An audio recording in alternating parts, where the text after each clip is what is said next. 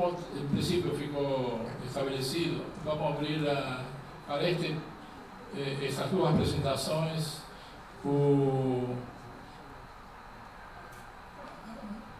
abrir para, digamos, ser feitas até 3 questionamentos. Quem está interessado com 2 minutos, o programa é muito curto, digamos, né? Mas tem alguém interessado em fazer essas... Bom, aqui está o vereador Cláudio Tinoco, o vereador Leo Prates. Bom, Cláudio.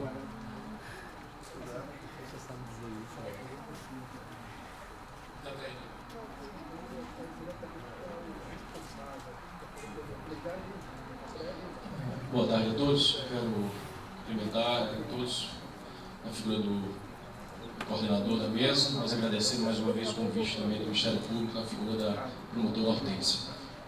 Meu objetivo, eu quero aqui parabenizar os 2 palestrantes pela qualidade do que foi posto, pela objetividade, mas pela aula também, objetividade do Marcos, mas pela boa aula do professor Paulo Armindo. E pedir licença, doutor Paulo Armindo, eu acompanho de perto todo o estudo do centro de reabilitação, do centro histórico, do centro, daí já determinado como centro antigo, sobretudo pelo plano de reabilitação promovido pelo governo do Estado, e acompanho de perto tudo isso. Mas não queria perder a oportunidade da sua presença. O senhor publicou um artigo esse final de semana que trata de uma questão que eu acho que é fundamental também para aquilo que nós estamos discutindo nesse momento, plano diretor de desenvolvimento da cidade, que é essa questão da mudança, possível mudança da rodoviária para a área de região de Águas Claras. E no seu artigo foi aí que eu tomei conhecimento de um projeto de ligação da BR-324 com a área de acesso à antiga rodoviária. E a pergunta bem objetiva é o seguinte: no início do ano 2000, nós estávamos no Estado e fizemos uma consulta à Prefeitura de Salvador na época, qual era a previsão, qual era o que se projetava para a rodoviária de Salvador, uma vez que o concessionário defendia a manutenção e a extensão da prorrogação da concessão, alegando necessidades de mais investimentos naquele equipamento. Nós ouvimos a Prefeitura, na época na gestão de Ibaçaí, e salvo engano o secretário Manuel Lourenço, nos informava que o PDDU da época projetava que a rodoviária de Salvador deveria sair do local que estava, sendo direcionada realmente para a região da BR-324, talvez na altura de Águas Claras, no horizonte de 2015, entrando em operação. Aquele equipamento deveria concentrar as linhas interestaduais e intermunicipais a partir de 120 km, e a atual rodoviária, naquele equipamento, seriam concentradas as linhas metropolitanas em um raio de 120 km de Salvador, aí já imaginando provavelmente a integração com os outros modais que naquela época ainda estavam se iniciando, no caso o metrô. Mas eu fiquei muito curioso desse projeto e queria talvez permitir aqui sair um pouco do centro histórico, mas para ouvir melhor ainda a sua opinião em relação a esta perspectiva que a gente trata hoje com mudanças de centralidades e eu acho que isso é importante para o nosso momento. Muito obrigado. Bom, primeiro vamos ouvir o vereador Leo Prates. Eu queria saudar em primeiro lugar a plateia, saudar a mesa, seu presidente, saudar os 2 palestrantes. Na verdade, a minha questão seria um apelo, até a própria doutora Hortência que está aqui agradecendo o convite. Está aqui a Ladilce, Silvio, todos os vereadores que estão, Tinoco, Lessa, Kátia, eu não posso esquecer de minha colega, Valdir, meu professor Valdir Pires, Euvaldo Jorge, Pedrinho PP. Saudando a todos, nós construímos 2 processos, doutora Hortência, dentro da Câmara, que me parece, eu conversava ontem com o Silvio, me parecem os 2 processos que se tornaram um pouco de referência na construção do processo coletivo, que foi o Sistema Municipal de Cultura e que foi a questão da política municipal do meio ambiente.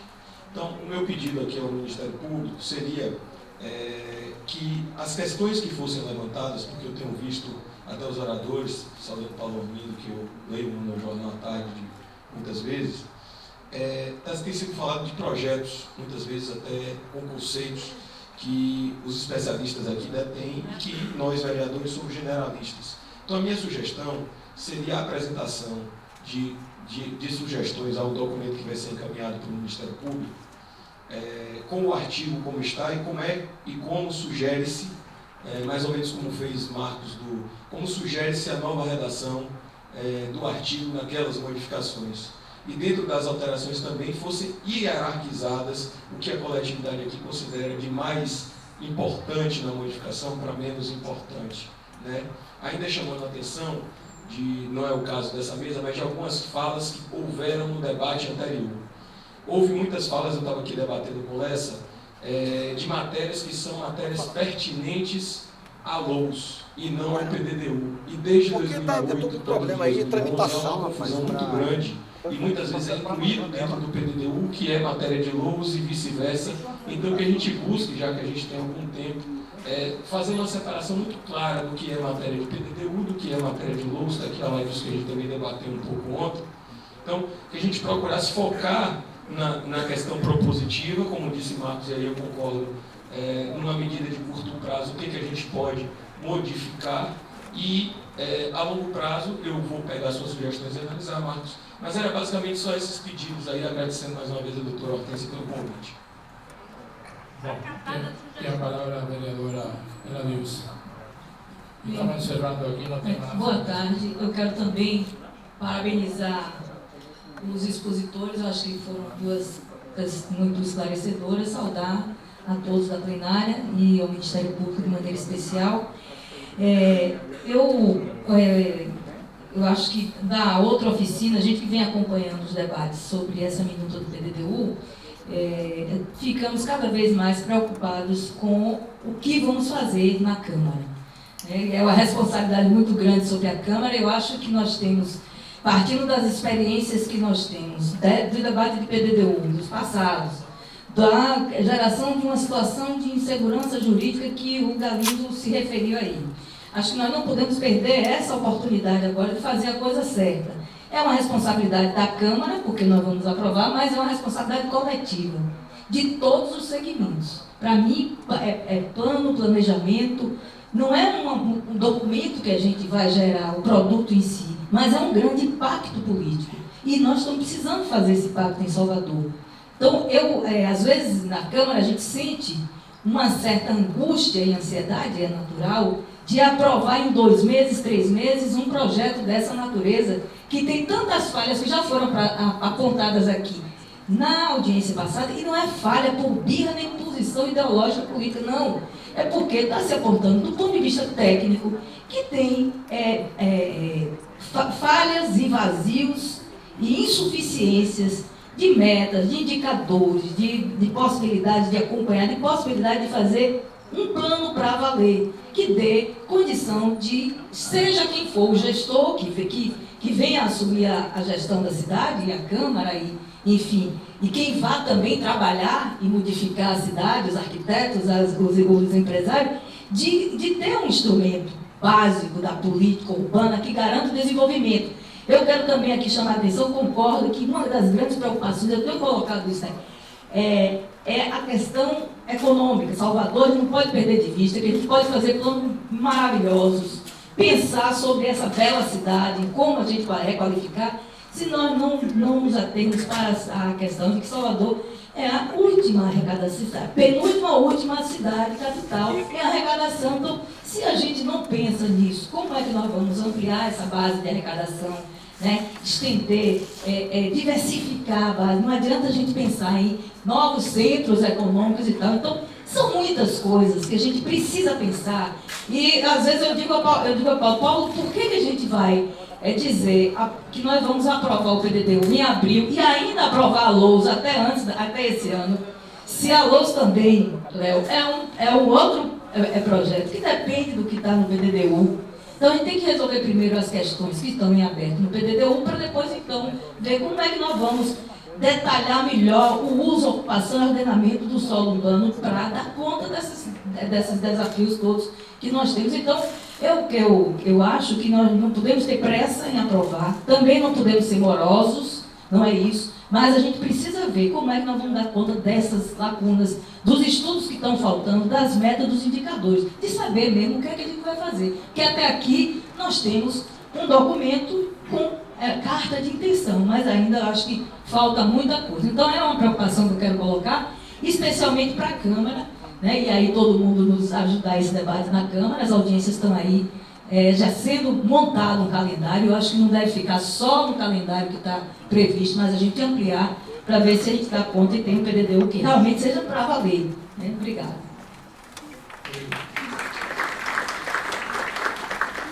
Obrigado, Ana Dilce. Passo a palavra para o professor Paulo Armindo para responder aquela questão que fez o vereador Cláudio Tinoco. Bom, o seguinte, eu vou fazer invertendo um pouco a hora.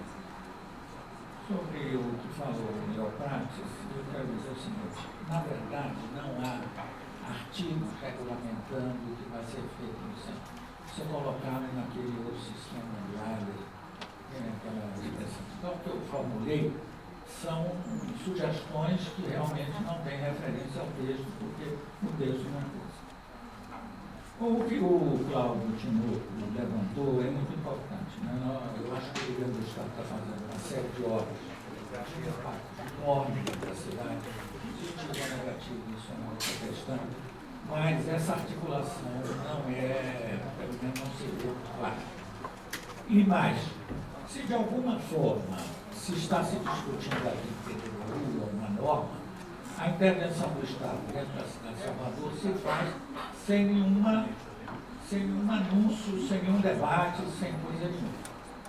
Quer dizer, a obra do metrô, eu disse isso, inclusive no último artigo que você viu, é uma unanimidade, não há a menor dúvida. Agora, como está sendo feito, quem passa lá paralela vê que não vai sobrar árvore nenhuma. Vou botar umas palmeiras que não dão sombra, tem lugares que é 45 graus, e se você não pode nem caminhar, não se pode chamar aquilo de área verde de uso social.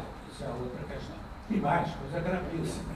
Estações a 10 metros de altura, sem elevador, para um deficiente físico que não pode subir escada ou rampa para chegar naquela estação do metrô. Já foi feita uma aqui na Bonocu e está sendo feita outra lá na frente do Detran, que é uma coisa, você vê a altura daquilo. Ok. Pois é. A questão da rodovia. Todos nós conhecemos as cidades do Brasil, as principais capitais, todas têm os terminais rodoviários, os terminais ferroviários ou metroviários, porque algumas dessas linhas ferroviárias foram transformadas em linhas de metrô, no centro da cidade. E não falar no exterior. Qualquer um de vocês que já viajou sabe disso. Você chega em Londres, em Paris, em Nova York, em qualquer lugar. A rodoviária de Nova York está na 42, está compreendendo? Ou então, a Grand Central Station tem lá um terminal de ônibus, de transporte, de trem, aquela coisa toda. Ok? Ok. Você jogar essa rodoviária para aquela posição é uma coisa tremenda. Primeiro, porque os ônibus que vêm do interior do estado vão se transformar em 30, 40 táxis para congestionar mais a cidade. Porque o trem, quer dizer, o ônibus não chega até o centro. Então as pessoas vão ter que tomar esse transporte, de táxi, para chegar ao centro da cidade ou outros destinos. Mesmo porque há uma série de pontos da cidade, especialmente os hospitais, que não vão ser servidos pelo metrô, nem pelos BRT que se anunciou. Aí tem uma situação muito grave que é o pessoal, são os renais, que vêm à cidade de Salvador e há uma grande quantidade. Eu tinha uma filha que infelizmente morreu, renal, que ela estava lutando para criar uma casa aqui em Santa Catarina do Carmo, para essas pessoas que não têm dinheiro sequer para pagar uma noite em pensão. Vem fazer hemodiálise 3 vezes, 2 ou 3 vezes por semana, e que não tem condição de pagar táxi para chegar aos hospitais. Ok? Lógico, quando ele chega no atual rodoviária, você tem também o deslocamento, mas é muito menor. Tem linhas de transporte urbano, que servem mais essa coisa toda. Ok? Então, isso é uma coisa muito grave, porque no fundo você está criando mais uma centralidade em Salvador, quando na verdade ela não está inteiramente consolidada. A antiga centralidade foi marginalizada, essa do Iguatemi desde o início foi uma coisa meio conflitiva, porque ali convergem 2 rodovias que são importantíssimas na cidade de Salvador, que abre a 324, e do outro lado, a paralela à Estrada do Porco e a Proposital. Tem solução para não congestionar ali? Tem. Inclusive o leitor me disse, ó, se tirasse o posto de gasolina ali já melhorava muito, mas tem mais do que isso. O arquiteto Firmo Augusto de Azevedo, que por acaso é meu irmão, não estou fazendo aqui publicidade, com o professor da Universidade Federal da Bahia, com seus alunos, desenvolveu um projeto. É possível ligar a rodovia 324 por um vale existente atrás do Detran e chegar no fundo da rodoviária, onde há um espaço para você criar um pátio para estacionamento dos ônibus do interior muito grande do mar. Isso implica apenas em fazer um viaduto ou um pequeno túnel embaixo de uma rua do Pernambués. Isso custa muito menos do que construir uma nova rodoviária ou criar uma nova centralidade com impactos incríveis. Isso não penaliza apenas a população mais pobre. Eu tenho um filho que é juiz de direito, mora no interior. Ele disse, eu mesmo não sei como vou fazer, porque ele sai de ônibus para o interior, toda vez você tem que pegar um táxi ou isso na madrugada ou no final da noite quando volta, para poder chegar a uma rodoviária que está lá no espectro. Se não bastasse isso, na segunda-feira, o Correios anuncia que vai botar parte do seu serviço localizado na via Parafuso, ok?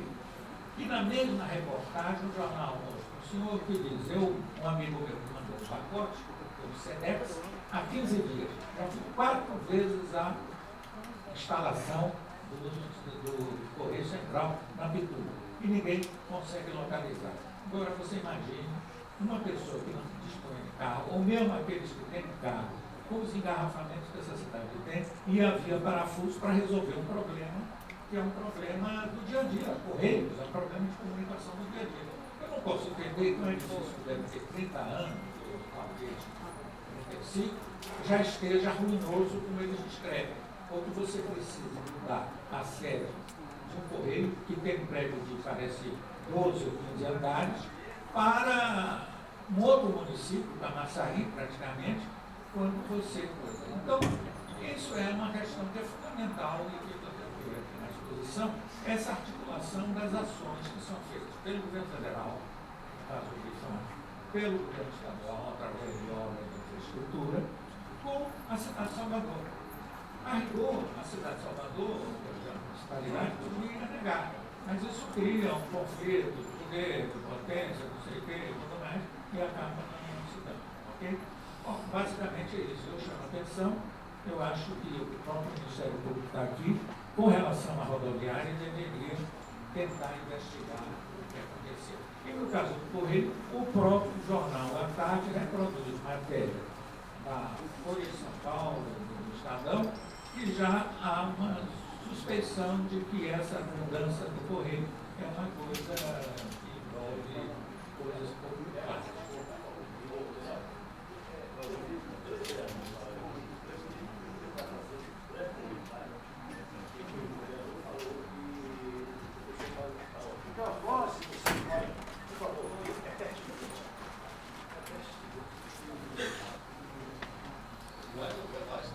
Professor Dalormin, eu, quando tinha 15 anos, estive em Recife, em 1969. Conheci a rodoviária velha. Coincidentemente,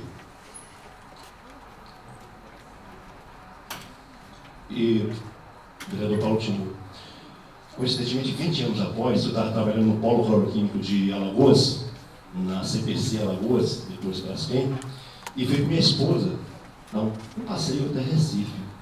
E pegamos um ônibus na rodoviária de Maceió. E eu estava pensando que ia saltar na rodoviária antiga. Saltei na rodoviária nova. Descemos uma escada rolante, uma mala, e pegamos o metrô.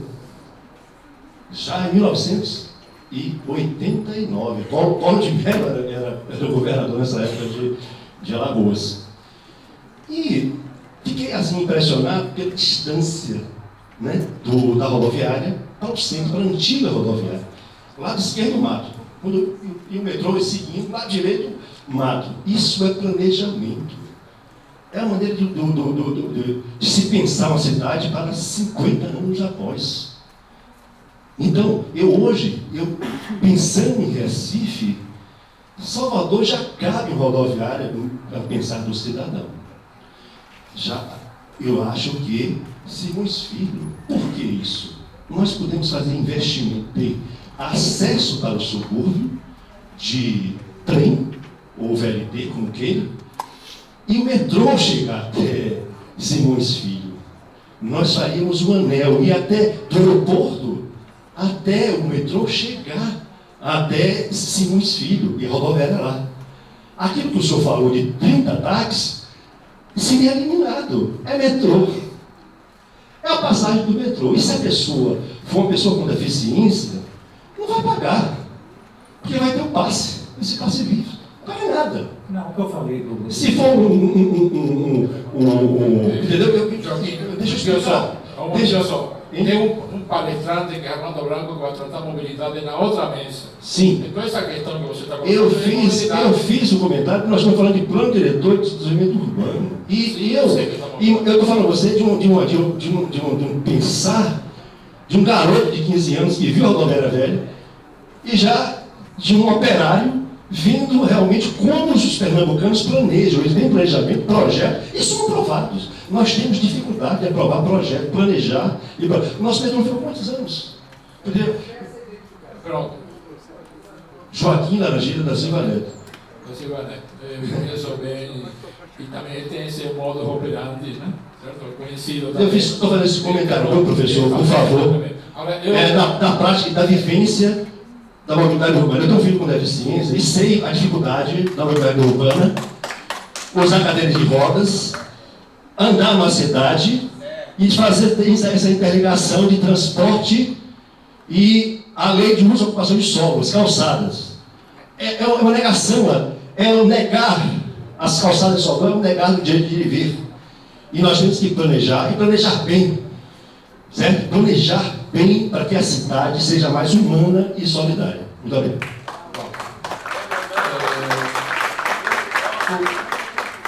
O vereador Leo Prata fez um comentário que acho que é direcionado ao Ministério Público. Não sei se a promotora Hortência quer dizer alguma coisa, né? Porque ela, em princípio, concordou, mas... Né?